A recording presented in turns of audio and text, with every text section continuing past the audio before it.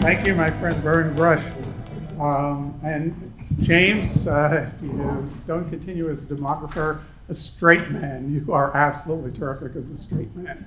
So you've got a career in that after demography. This is a book that's coming out in a few months, No One at the Wheel, Driverless Cars on the Road of the Future. And I'll only be talking about some excerpts from the book, and I'll largely focus on urban areas. And I also would say, let's do a little time travel, and let's imagine level 5 is here. And I think most of what I'll talk about relates to level 5. And the book was originally called Driverless Cars, the Good, the Bad, and the Ugly Possibilities. I see 3 scenarios, and of course, shades of gray in between. The publisher, of course, picks their own title. So, but the good, the bad, the ugly, I'm not going to go over all of these. You can read these yourselves, but you could see in the good, congestion diminishes, of course, crashes go down, and the bad, vehicle miles traveled soar, becomes unaffordable for poor rural dwellers, and the ugly is widespread gridlock and other kinds of problems associated with it. And the good, the bad, the ugly is related. If you look at the very bottom of the screen, the good, in my opinion, is that it's mobility as a service, largely, shared rides. But it's integrated with transit. We don't forget about transit. The bad is we do the shared rides, but we abandon our transit systems. And the ugly is if we continue with private ownership, and largely private ownership. And we hear safety, safety, safety is the reason we should be doing this. But there's more to this whole topic than just the safety aspect. There are lots of repercussions, lots of impacts that we need to take a look at. I remember Elon Musk about 2 years ago speaking to a group of reporters and chastising them because they were writing some things that he didn't like. And he said that if you write something that in any way is disparaging to autonomous vehicles, you're killing people. So it's more than one dimension, and that's the point I'd like to make over here. And while it's true that autonomous vehicles are going to reduce the number of crashes, if we take a look at deaths per mile, car, of course, is very high up there. But even if we achieve a 90% reduction, which is more than I think most people estimate, we see that train, subway, bus per vehicle mile traveled, per passenger mile traveled is still lower. So if we take people in urban areas out of subways and put them on autonomous vehicles, in some ways we may be doubling their crash probability and fatal probability. And I think, as Alan often points out, most safety benefits can be achieved with safe cars without full automation. And we know there are lots of measures. If safety really were the paramount reason, every car would have crash avoidance systems, lane control systems. We'd be switching from SUVs back down to sedans because of the higher pedestrian crash rate. The Institute for Insurance Safety just pointed out that it looks like the rise of SUVs is contributing to the increase in pedestrian casualties nationally. And self-driving crash history, I actually want to say that this is an unfair slide for me to be presenting because it's based on so little data that I'm hoping people in this room provide the data that is really missing, but I couldn't find the data. So this is what I've got so far. 3 known fatalities in the United States. For 3 fatalities to occur with conventional vehicles, it would take, they average 1.17 fatalities per 100 million miles. 3 fatalities would take 258 million miles. And the number of miles driven to date in AV mode or self-driving mode is unknown. AVs, according to, I think, most experts, would have to be driven hundreds of billions of miles to demonstrate safety per RAND corporation. So there isn't good data. 3 doesn't really mean any kind of pattern necessarily. But when we look at crash frequencies, and the only document that I found in terms of crash frequencies was from a report examining accident reports involving autonomous vehicles in California, found that the Google prototype and the Google retrofitted Lexus had crashes at a shorter distance traveled than conventional vehicles, from 40 to 55,000 miles traveled for a conventional vehicle. It'll be 500,000. If people have data in this area, please let me know. And there's also the concern now, and I know there's a number of counterterrorism officials that are now looking at the possibility of AVs being used as counterterrorism tools. And we've seen that cars in the last couple of years, cars without bombs in them, cars are now being used as weapons of destruction. Of course, the terrible one in Bastille, Barcelona, Berlin, and in New York City, right near my office, 8 killed as a car plowed into pedestrians. Now, what the counterterrorism community is concerned is AVs that can be controlled by bad guys, and not one AV at a time. It might be a number of AVs that are launched at any one time.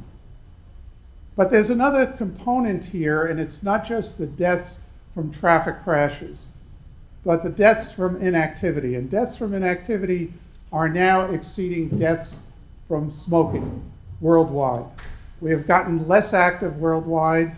The obesity and inactivity deaths, according to the Lancet estimate, are about 5.3 million. According to the WHO estimate, 3.2 million a year. Motor vehicle crashes are about 1.25 million. So if we save lives in motor vehicle crashes, but we increase inactivity, we may see a large offset.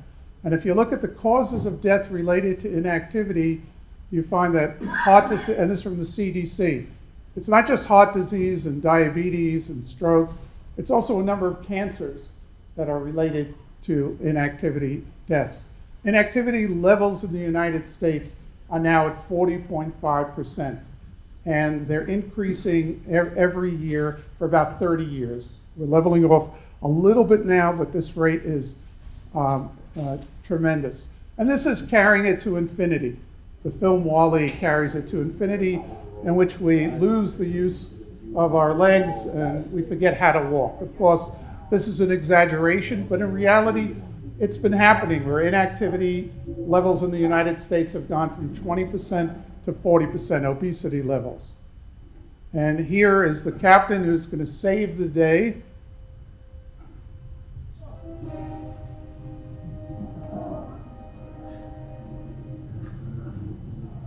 And he takes one step and you'd think he won the World Cup over there.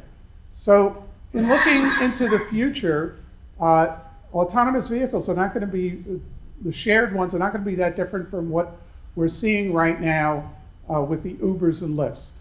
This is a map that Lyft put in the New York City subway system, and the darker lines are the subway lines, and the pink or purple lines are the last mile.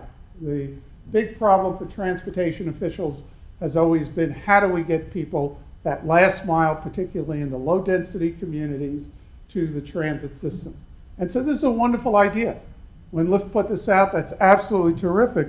But what really happened wasn't exactly what Lyft said in this particular advertisement. In fact, the concentration is in the wealthiest parts of the city of New York. And if you take a look at the concentration, it's overwhelmingly, and this is Lyft and Uber and all the app-based transportation, you see it's in Manhattan and the hot communities of Brooklyn and Queens. It's not serving the poorer communities, Brownsville, where I was born, or Bensonhurst, or some of the other communities, or Bayside. It's really focusing on where the money is, where the rides are. Now, in a former life, I was New York City's traffic commissioner. This would have been a triple whammy to me, because what we did is we added transportation to the areas of the city where transit was the most plentiful. We added traffic to where traffic congestion is the worst, and we added more services to where our highest income people live. And the growth rate is just extraordinary. This is up to 2018, and it's not slowing down. These are the app-based services, and you could see the rate of growth. New York City monthly pickups, the ride-hailing apps, in just a couple of years eclipsed a 100-year industry in the city of New York, the yellow taxi industry. And so it's just going sky high. We don't know where it's going to end, growing at 20, 30, 40%.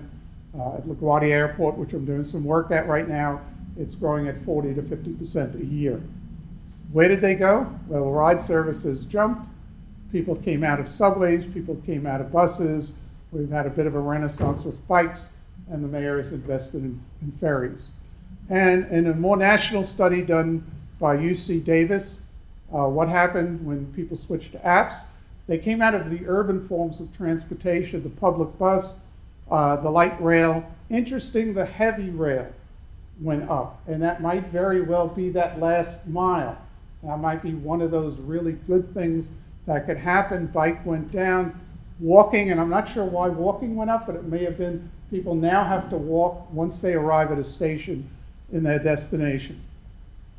And life without driverless cars, life with driverless cars. Most studies that I've seen show VMT will rise, and I think a few speakers earlier talked about an increase in VMT going forward. So what should we be doing? And again, I approach this from an urban perspective, and I say government, society, private sector, discourage private AV ownership, support the integration of AVs in transit, maintain and support good mass transit. There's bad mass transit out there that should be replaced with microtransit or other kinds of services. So I'm talking about good mass transit. Emphasize the last mile in sprawl areas and transit deserts. Ensure system equity for low income, disabled, and elderly. The new transportation services that have come up, such as the Uber, Lyft, the Vias, and others, have not really served the low income communities. Bike share has not served the low income communities. So new transportation services coming up, we have to be cognizant of that. That again, we shouldn't just increase service in the areas that are the richest in service and also the wealthiest people. I'm a big believer in congestion pricing, and I'm not even saying implement congestion pricing. Have it as a tool going forward. So if the numbers accelerate at the rates that we're looking at for the Ubers and the Lyfts, you do have some ability to control it. And don't mess with the bike ped growth in cities. One of the big problems has been the ability for AVs to detect the bike riders, the pedestrians, and they're the problem. Don't forget, it's about people, not necessarily moving the most vehicles. We talked about parking. I say legislation enforcement policies preemptively. The reason I say preemptively, because if you see what happened with Uber, government was way behind, and now literally 50 states have passed pro-Uber legislation.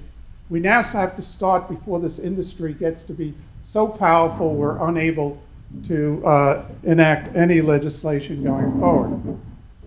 The AV sector is going to be dependent on our infrastructure, and our infrastructure just isn't up to snuff.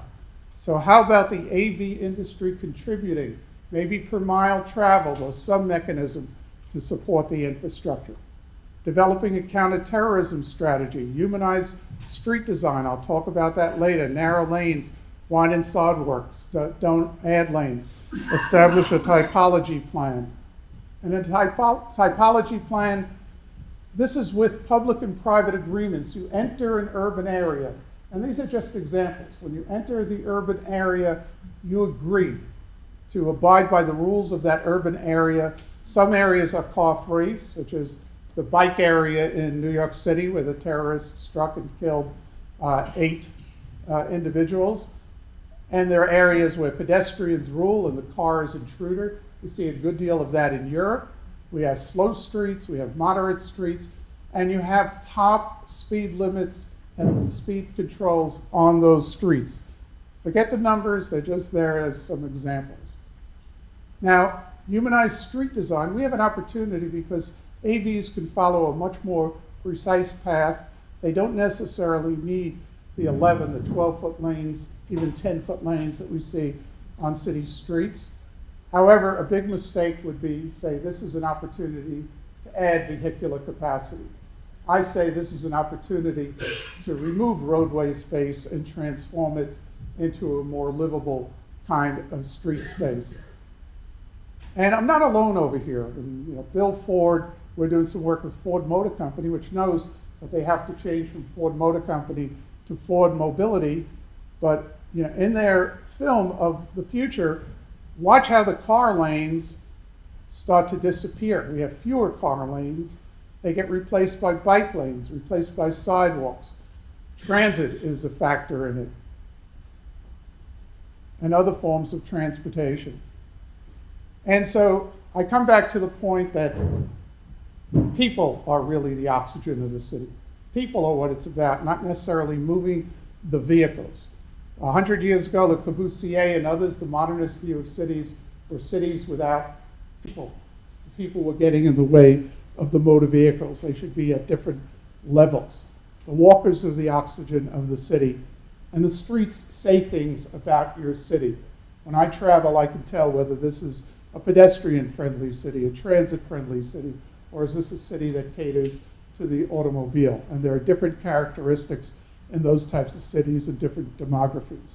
I'll leave you with a slide that I did last year. I was invited by the Prime Minister of Ideas at Amazon to give a presentation for radical urban transportation, and people talk about flying cars and flying hovercrafts and a whole host of other ways to get around. And this was my presentation for next generation mobility in urban areas.